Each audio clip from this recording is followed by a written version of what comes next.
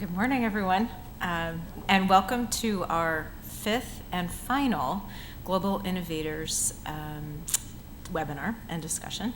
My name is Catherine Gunsbury, and I am the Director of Corporate Social Responsibility, and we thank you for joining us.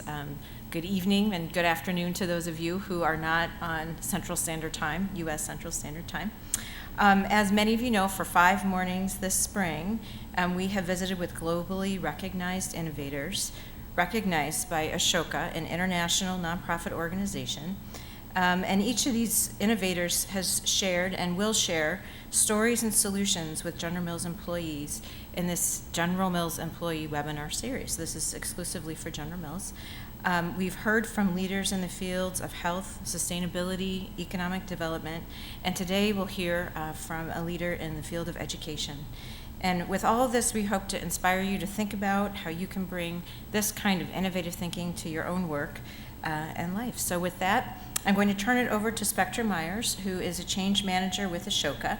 She joined Ashoka in 2007 to work with local schools, businesses, media, and nonprofit organizations to create local and global impact by sharing insights from the Ashoka network. So with that, I'm going to turn it over to Spectra, who will guide us through today's discussion. Thanks. Thank you, Catherine. It's been such a pleasure joining you for many weeks now to introduce the Ashoka Fellows to the General Mills community. My name is Spectra Myers. I work locally, and I'm so pleased to be moderating today's conversation with Aditya. I want to start by just thanking the General Mills Foundation for the support of this series. Our plan for today is that we'll begin with just a very short overview of Ashoka, and then we will jump right into a conversation with Aditya. And unfortunately, Aditya, you're not going to be able to be seeing the room. You'll see me. That way you can hear the questions and we can have a good conversation. And then we will bring the room into the conversation with Q&A, as well as the folks joining from Champions TV. So if you're joining on Champions TV today, we'd love to hear from you. You can ask a question by clicking on the upper right-hand corner of your screen, email the moderator, and just let us know what you're thinking and what you're wondering about. So for those of you who are new to Ashoka, just a very brief overview. Ashoka is an organization that is focused on changing systems. We develop local networks, national networks, and global networks to find and support social entrepreneurs with innovative solutions across fields. These folks are elected into a lifetime fellowship, and we work with them in a variety of ways to help grow and scale their innovations. As our topic is education today, I wanted to briefly highlight a few of our fellows working locally in this space. Dana Mortensen of World Savvy, Jim McCorkle of College Possible, and Terry Rose of Baby Space are Ashoka Fellows right in our own backyard, making a big difference in the lives of young people. Aside from our work finding and supporting social entrepreneurs, Ashoka looks for patterns across their work. So we have 3,000 fellows in over 70 countries, and once we identify certain trends or patterns in their work, we then work with our fellows and our partners to accelerate those trends. Last week, I highlighted a pattern that we're seeing in our work with businesses. Today, I thought I'd just briefly highlight a pattern we're seeing in our work with social entrepreneurs in education and who are working with youth. One of the patterns that we're seeing is that increasingly, a foundational skill we need to develop in all young people and in all of us is the skill of empathy. In today's rapidly changing world, empathy is the ability to grasp many sides of complex problems and the capacity to collaborate with others to solve them. It means being as good at listening as you are at articulating your own ideas. It means being able to lead one day and participate on a team the next. Ashoka is collaborating with social entrepreneurs, educators, parents, and players in the media, business, and academic sectors to make empathy as essential as reading and math in early education through our Start Empathy initiative. You can check it out at startempathy.org and learn more about Ashoka at ashoka.org. You can also connect with us through General Mills' Your Cause platform. So with that, it's a pleasure to introduce Aditya Natraj, the founding director of the Kaivalya Education Foundation.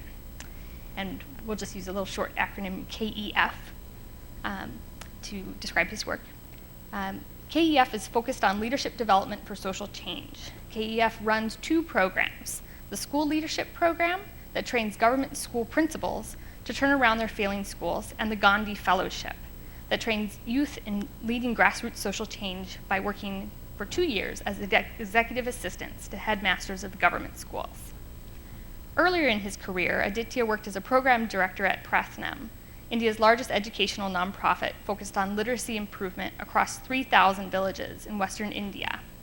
He has also worked at the World Bank as a consultant in Afghanistan, and he was a National Talent Search Scholar and recently awarded an Echoing Green Fellowship for 20 of the world's most promising social entrepreneurs. He has a master's in economics and an MBA from INSEAD. So Aditya, we're going to get started by just showing a short video, it's about 3 minutes, that introduces a little bit of your work with the school principals and headmasters. And then we'll jump into an interview with you. We're very happy to have you here.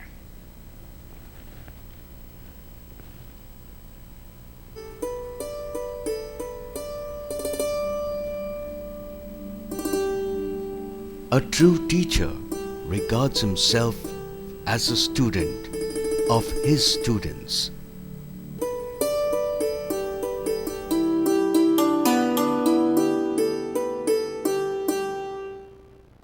We were very sensitive to the government school system and we wanted to change the government school system.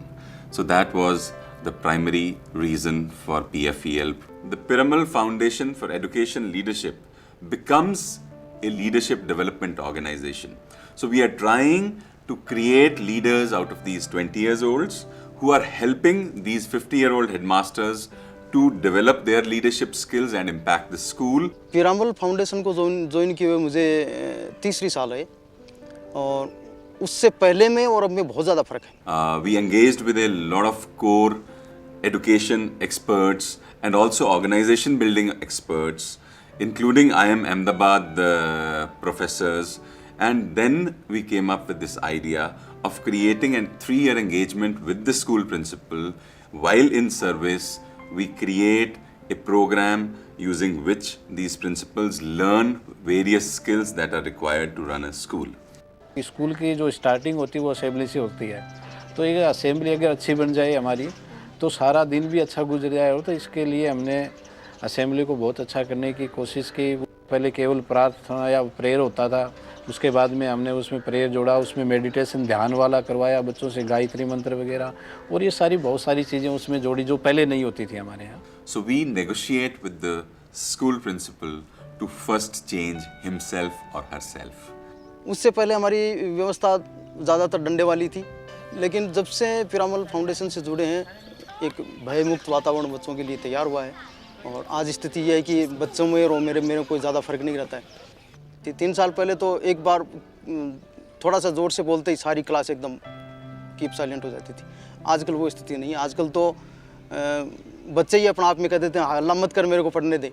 मैं बचपन से भी जो कुछ सीखा हूँ पीटने के साथ. जब पिटाई होता था तभी तापस पढ़ने के लिए स्कूल में जाता था, ट्यूशन पढ़ने के लिए जाता था, घर में पढ़ने के लिए बैठता था. लेकिन यहाँ पर आकर एक नया सोच, जो पिटाई के बिना भी कुछ हो सकता है, जहाँ पर बच्चों को खुला मंच दे दो, जो खुला मंच पे बच्चों को सिखा दो तुम्हारे पास स्वतंत्रता है, लेकिन स्वतंत्रता का यूज़ करो, मिस यूज़ मत करो. भावनाएं तो बहुत थी, अब दिमाग में चलता था बहुत की थिंकिंग बहुत चलती थी, लेकिन उसको इम्प्लीमेंट नहीं कर पाते थे प्रैक्टिकल में. या बच्चों के जो फर्स्ट सेकंड स्टैंडर्ड के बच्चे हैं उनके साथ जाकर के बैठना या उनको एक अच्छी तरह से उनकी और समझ नहीं बनती थी, या उनके बीच में ये गाना बाल गीत करवाना या बच्चों की प्रॉब्लम सुनना, वो चीज़ें पहले ऐसा नहीं था. लेकिन अब जब जाके अपने आप को चेंज करने की सोचा तो बहुत सी पुरानी आदतें थी उनको छोड़ना पड़ा और बच्चों जैसी आदतें लेनी पड़ी.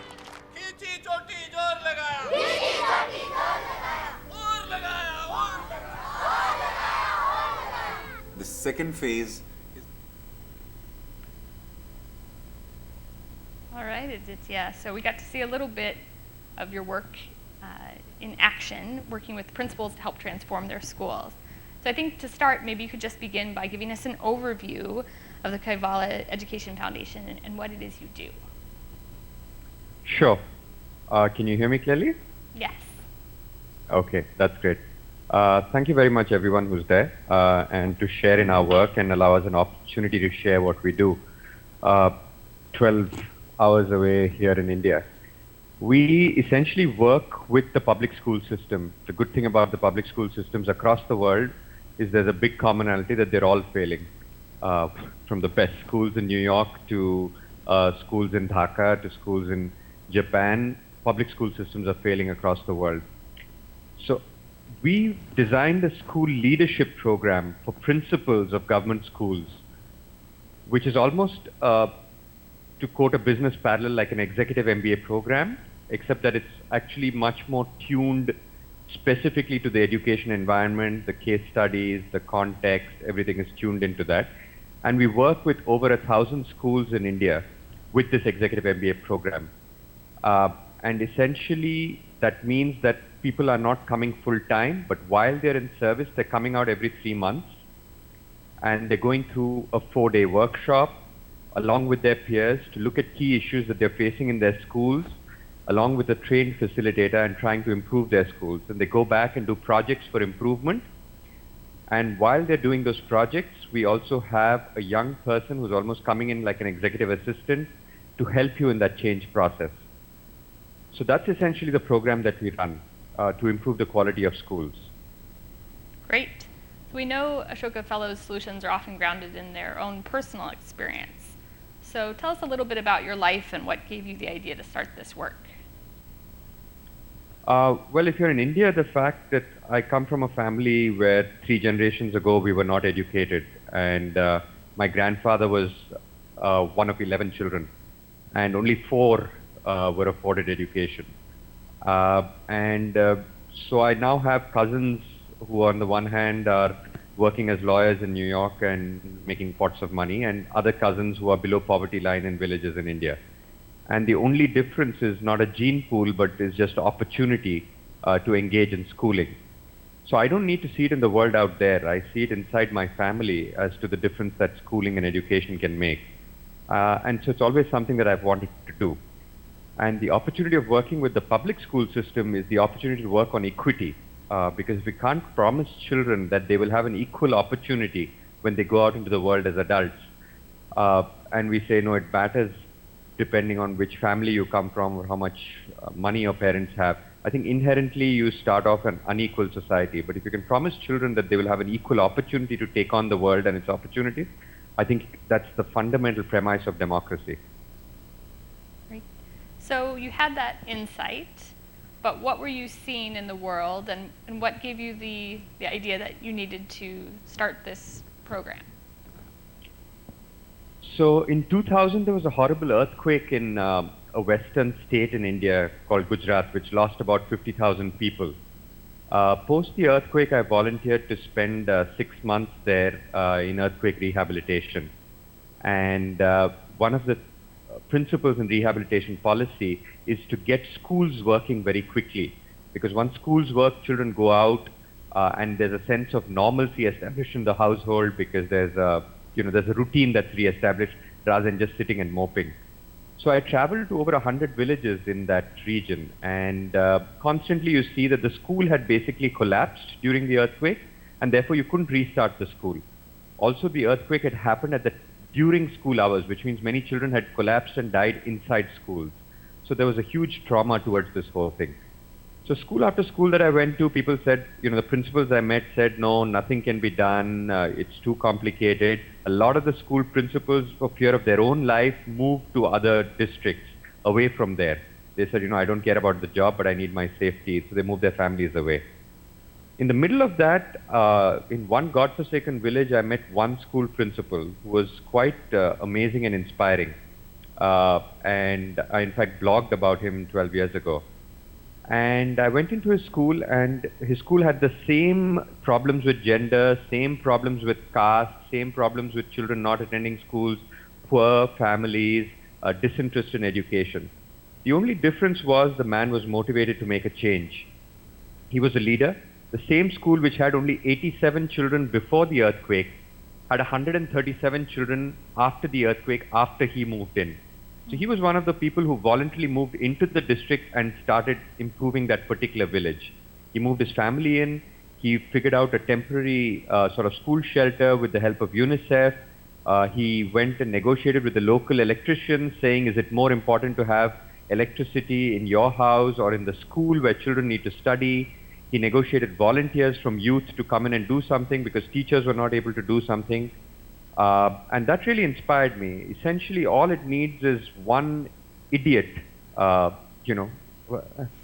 like this, who's just compulsive and just wants to do something, irrespective of what the circumstances are.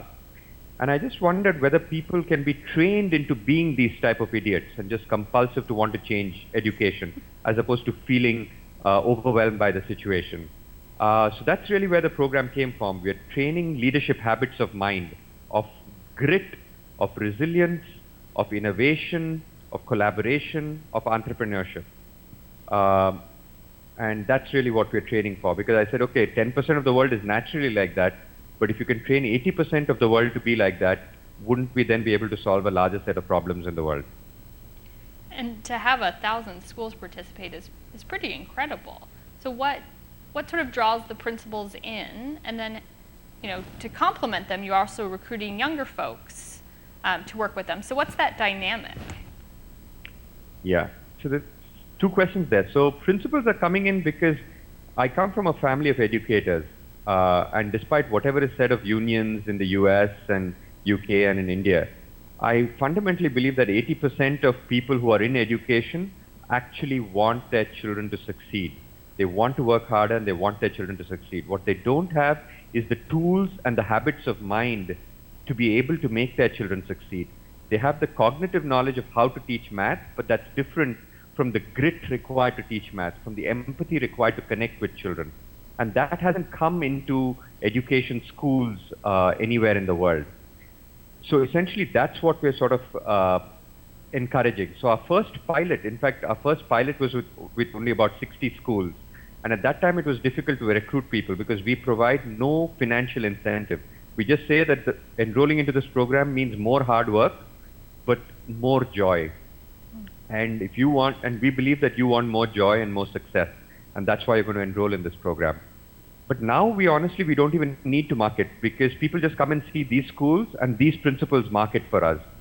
Because the first batch of 60 went and got on another batch of 200, and the batch of 200 then got on another batch of 400, and it sort of went viral because people want to learn these tools and skills in order to change. Can you tell us a little bit about what we were seeing in the video in terms of that particular principal's journey? Yes.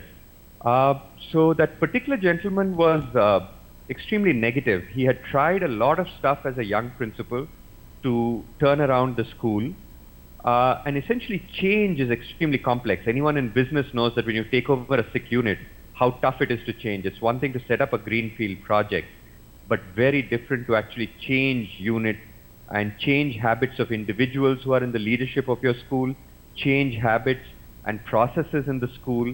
And that's essentially what he did not have the skills to be able to do. So as he participated in our workshops, he learned the skills to be able to create positive energy, to be able to see the people whom he could draw from who are more positive, to be able to silence the negative voices and therefore make small incremental changes, which slowly as they added up would mean a lot more change for the school and therefore enroll, it almost is a positive vicious cycle of enrolling more and more people. And that's what essentially we help principals through. Great. So there's a combination that we often see with our Ashoka Fellows of a real practical, business-minded approach to solving problems, but also a really big vision. So for those of us who aren't very familiar with the Indian educational system, can you tell us a little bit about what's happening in India, and so the context of your work, and then ultimately what you hope that your contribution will add to shifting that system? It's a great question. So we have 1 million schools in India. I'm going to say that again. So we have 1 million schools in India, just in the public system, outside of the private system. And there's another 500,000 in the private system. So the 1,000 that you're talking about is still an extremely small drop in the ocean. So what we're trying to essentially do is partner with local corporations who want to improve particular districts and work with them almost on a build, operate, transfer basis to run school leadership training programs and school leadership training institutes in their particular districts. So in fact, the video that you saw was not even of KEF, but of the Permal Foundation, which is a large corporate in India, which we have tied up with, who's building a school leadership training institute in 2 districts in a western state in the country. So we come in, our argument to corporates is that, when you're building a power plant, you're not trying to put everything together. And even in your CSR, you can't expect to have all the skills to put it together. So we understand that, but you understand the local geography. You have employees who can volunteer into that. You have management. You have understanding of the local regulatory processes and ability to lobby there. We have the technical skills, the curriculum, the staff, the ability to bring in that, and that's how we partner with local corporates. And so the idea is to set up, really 5 such institutes in India in the next 3 to 5 years, and really to help us explore hopefully across the world in terms of setting up multiple institutes like this, which train on the real skills required for the 21st century leaders of schools, which is grit, perseverance, empathy, entrepreneurship, and innovation, as opposed to just math and language teaching. Yeah, I feel like here in the US, we've been thinking a lot about connecting corporations and other entities that have an interest in the future workforce to educational Yes. Yes. shifts. So I can see how that strategy is also at play in your work. Absolutely. So, to kind of bring it to that connection that we're seeing Minnesota and India, currently in Minnesota, we're talking a lot about the achievement gap, which is the differences that we're seeing that are very persistent between students of color and white students. And leadership is something that's been cited by many experts locally as a way that will close that gap. So I'm kind of curious if you could talk more about what you see in terms of the need for leadership and how you're cultivating it from a real practical standpoint. It's a question that I'm very passionate about, the achievement gap.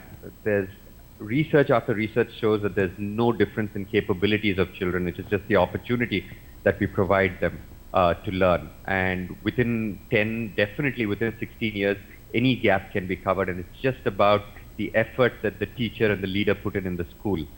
The problem is that leaders of schools believe that ability is linked to your gene pool, which means when you're in a classroom, you imagine that a child from a lower socioeconomic family, you imagine that a girl in India, maybe hopefully that's not true in the US, but you imagine that a girl in India is not as smart as a boy. You imagine that a particular race is smarter than another race.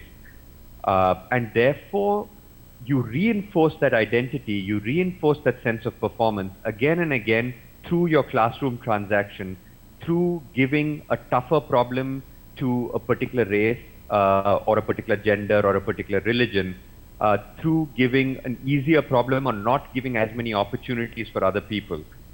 So unless you change these habits in the leader's mind, these belief systems, essentially you reinforce what already exists in the world. And leadership is about changing what is happening in the world today. So we do a lot of work with regard to these belief systems inside people and help them practice these alternatives and help them actually change in practice what they do inside classrooms, what they do inside staff rooms, and what they do inside schools to change these sort of achievement gaps, which are really because of our belief systems rather than anything else. That makes sense. So when those shifts start to happen, how can you tell? As Ashoka Fellow, you're very much driven to prove that this is working. So how do you evaluate your work and what results are you seeing? So I'm an accountant by training. So also I'm an educator for the last 12 years. I worked in corporate finance for 7 years, helping buy and sell companies at an investment bank and then a smaller company. So results is, really something I care about. So it's not even like we measure this at the end of the year. We have a whole